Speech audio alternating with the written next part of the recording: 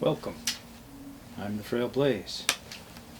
Today's story is called The Sun. Daddy, are you ready? I hear the sun's voice call out to me from up the stairs in his bedroom, where I left him. Probably still with his head in the corner, counting like I had told him to.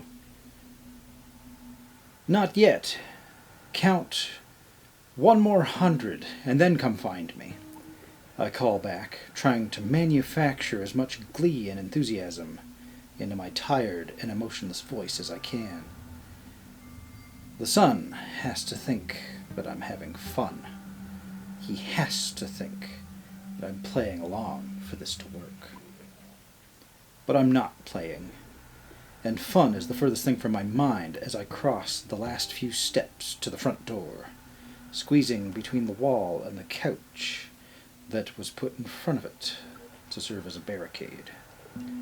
The sun had almost 2 more minutes before he would start to look for me. Having finally been given this chance to play hide and seek after days of my asking, I couldn't waste this opportunity. My trembling hand reaches into my pocket for the key I had stolen from his bedroom 2 nights ago, grabbing it from its hiding place under his stuffed bear while he slept soundly. My other hand tightens its grip on my father's old revolver that I had loaded just before coming downstairs. The one that he had given to me as an old wedding present in a life that seemed so distant from me now. As I bring the key up to the padlock, I quietly count down in my mind how much time I have left. 81, 80, 79. I could make it. I had to make it. But the key, it doesn't fit. A flood of sudden panic makes my stomach churn as I fumble with the lock, trying desperately to get a small silver key to fit into the padlock that was the only thing separating my nightmare from the outside world. But it refuses to fit. It was the same key I had locked it with for the last time, all those months ago. I was sure of it, that he had done something to it. After all this time, all this effort, all this hope, it was all for nothing. As my heart now races so fast, I start to worry that it'll make a noise. I briefly wonder if shooting the lock could work. Could I get out in time before he hears and gets down here? Could I run fast enough that I could leave him behind? The room feels cold and my mouth goes dry as the counting in my head keeps going down, as all other thoughts spiral out of control. 56, 55, 54. I could do it. I had time. I could still blow that lock clean off the door and leave this whole fucking place behind me. But that would still not get me out, would it? There was always only one way to escape. Only one way to freedom. And it was in my other hand the whole time. I try not to think about the things I'll be leaving behind as I bring the gun up to my head. I try not to think about the pain it will cause, the instant of suffering I'll experience, before I'll finally be able to silence my regrets forever. There are so many that haunt me. Choices I could have made differently, people that I could have loved far more. Other lives I could have lived, should have lived. And that one choice, that fateful choice that caused everything to burn as the sun came into my life. Now they're all about to be silenced by doing what I should have done months ago. Daddy? I hear the sun's voice call out to me from my study's doorway, and my hand freezes midway to my temple. I can hear the metal parts rattling together as the gun shakes in my trembling hand. As the sickening warmth of the heater vent next to me causes a bead of sweat to drip down my forehead. As my eyes open to see the sun standing in front of me, illuminated by the streetlights outside my window. The shadows play off his face, and in this light, he looks like some sort of twisted monster. It's like his real nature is being pulled through by the light. "Daddy, what are you doing?" he asks again, his head tilted in a confused, almost scared expression. He could have never understood, could he? He wasn't capable of it. Not anymore. I can't meet his eyes. I can't look at him anymore with that same fake love that I've been showing for months. In that moment, I knew that it couldn't go on like this. "I'm sorry, son," I managed to whisper, fighting the angry tears welling up in my eyes. My father had always told me real men never cried, and I wouldn't now, no matter how much I felt this rushing roar of anger. No matter how much this would hurt, I wouldn't cry. "I'm sorry." I pull the trigger. The hammer clicks in response, but nothing happens. I try to swallow past the lump quickly forming in my throat as I frantically open the chamber, trying to see if something had jammed, trying to understand what the hell went wrong. But the chamber was completely empty. There were no bullets. "You were trying to leave me, were you, Daddy?" I don't want to, but I look up from the floor. I see the sun standing over me now, his previous expression replaced now with one of a chillingly calm smile, his teeth caked with old blood. His eyes shine with that twisted glimmer of anger that he had when he killed her. And in his outstretched hand were the bullets that I had loaded only minutes before, while he was still counting down in his room. How the fuck could he do that? "You weren't trying to leave me like Mommy did, were you?" he asks again, but now his voice is completely deadpan.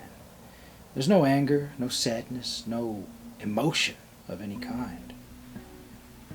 I knew I had failed for good.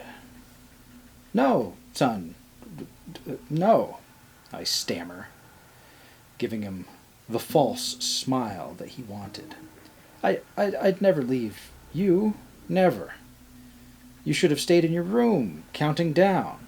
I was almost ready for you to find me, and..." I break off as one of the bullets leaps from his hand at dizzying speed and rushes towards me, as if thrown, although his palm had remained outstretched. In a split second, I think that he's finally going to grant me release, but the bullet stops at my neck, pushing into the skin just enough to draw blood and a wince. "Are you sure, Daddy?" he asks, his voice still calm, but holding a challenge in it, daring me to tell him what he's afraid to hear. Never," I whisper, as I shut my eyes in humiliated, submitted defeat. "Good. Now come read me my bedtime story. I've already said goodnight to Mommy." The bullet drops from my neck to the floor, and he was smiling now. I knew I should be thankful that I wasn't going to be tormented anymore, but that terrifying spark of something dark in his eyes, it was still there. It was always shining, always hungry, and I didn't know how much longer I could outrun it. I left the gun on the desk as I walked behind him as he led me up the stairs. The hallway was dark, like it always was, but my wife's room was still lit up. I tried not to look as we walked past, but it was impossible not to notice. It was impossible for the stench not to clog up my lungs. So rotten and heavy, I could almost taste it. It was impossible not to turn my head as we walked past. It was impossible not to notice her bloodied, rotten body stretched out on those white sheets. The body still swarming with insects and worms that were finishing what the sun had started so long ago. It had been 4 months, and he still wouldn't let me bury her. Every time I pass by that room, I'm haunted by the reminders that I caused this. Every time I catch a glimpse of her decomposing face, I'm reminded of her smile the day we went to pick up a child to adopt. Every time I hear the haunting silence as I pass her room, I hear my own words from all those years ago playing over and over in my mind, burrowing their way through my brain, unable to escape me. What about that boy, Anna? When we reached his room, with its pastel blue paint and warm nightlight glowing in the corner, I tried not to think too much about that regret, but it was impossible. It was impossible as I stepped over the half-eaten corpse of the last old coworker who had stopped by to check in on me, and I had lured inside for the sun. The one whose screams had kept me awake all night as he fed. It was impossible as I tucked the sun in under his covers. It was impossible as I looked at his face, the face that I had welcomed into our family with open arms, and the monster that hid behind it. It was impossible as I sat down next to him, a captive to that evil that I had invited in, with no more chance of getting free, a pawn to its control, blood on his teeth like the blood on my hands, for being his own fucking monster too. What story do you want tonight, son? I asked, my voice hollow. The same one, Daddy, said the monster that hid itself as a child. You know how much I like it. Real men don't cry. That's what my father told me all those years ago. But as I opened up that old storybook, as his eyes burrowed into my mind as I flipped through its pages, as I saw the story that I had written 7 years ago when my son was first adopted as a baby, so small and innocent, I felt the warm trails of burning tears cutting their way down my cheeks. My breathing heaved as I sobbed. I read those familiar words, once my joy, now my curse. One day, there lived a father and a mother and a son. They had a perfect little life, and they knew they'd never wanted any other way. They wished that their happy life could last forever, just the way it was. Don't worry, Daddy, the son whispered back to me. I'll make sure we last this way forever.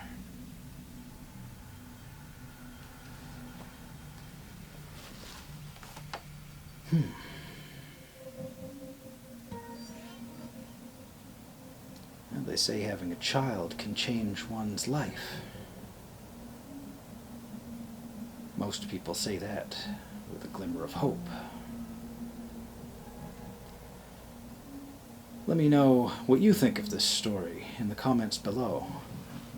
or if you know of any other stories you'd like me to read. I do hope that you'll join me in the future for more frail Blaze tales.